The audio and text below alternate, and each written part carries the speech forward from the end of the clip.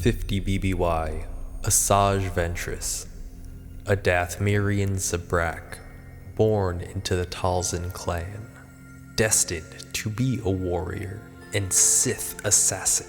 While still an infant, Asajj would be kidnapped by a Sinatine pirate named Halstead, who would keep Asajj as a slave on the war-ridden planet of Ratatak. Halstead would be killed 5 years later by Weequay pirates. Asajj, still a child, would be found by Jedi Knight Kai Narek, a Jedi who had been stranded on Ratatek since 44 BBY. For the next 21 years, Kai would train Ventress in the ways of a Jedi. In 23 BBY, another Weequay raider attack took the life of Kai. Ventress then took her old master's lightsaber and hunted down the sniper. This slash of her blade through the raider would be the beginning of Asajj's journey down the dark side of the Force. Fueled by the pain and hatred Ventress exuded, she hunted down each warlord, taking their power and riches. She would ultimately be outwitted by Osika Kursk, a Volek warlord who placed the assassination of Kai. Ventress would be forced to fight in the arena as a gladiator, until she would be found by Count Dooku, who with one slice of his blade earned the freedom of Asajj. Count Dooku would take Ventress as an apprentice of the dark side, and would teach her to fight using Makashi, Form 2.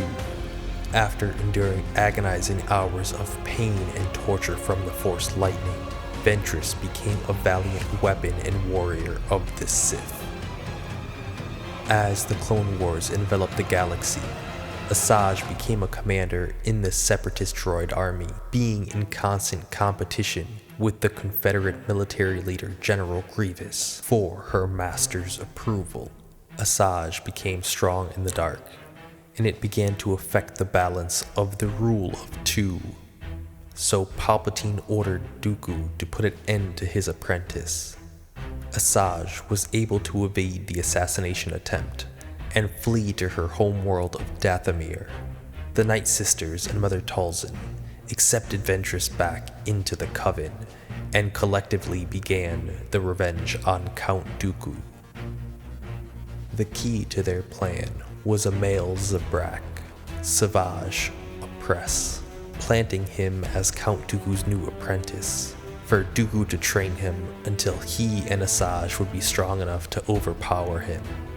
Before the plan could be complete, Savage would attack Dooku and Asajj, nearly ending them both. Asajj would again return to the Night Sisters, but this time, Dooku would not wait around for another plot to unravel.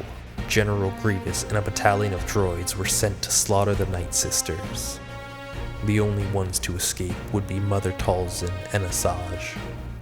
Asajj, now lost wandering the galaxy, would turn to bounty hunting in search of a new purpose. The Force would send Jedi Master Quaylen Vos, whose mission from the Jedi Council was to assassinate Dooku. Disguised as a bounty hunter, he would join Asajj, but would quickly divulge his identity as they would fall in love. Their attempt to kill Dooku ended in yet another escape by Asajj and the imprisonment of Vos. After months of torture, Vos turned to the dark side.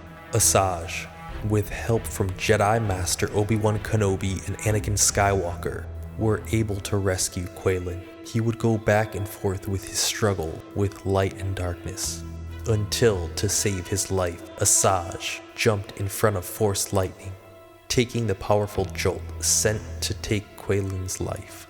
Asajj's sacrifice was enough to turn Quaylen back to the light. Asajj was redeemed in the eyes of the Jedi, but the Sith will always recognize her as Asajj Ventress, a warrior of the Sith.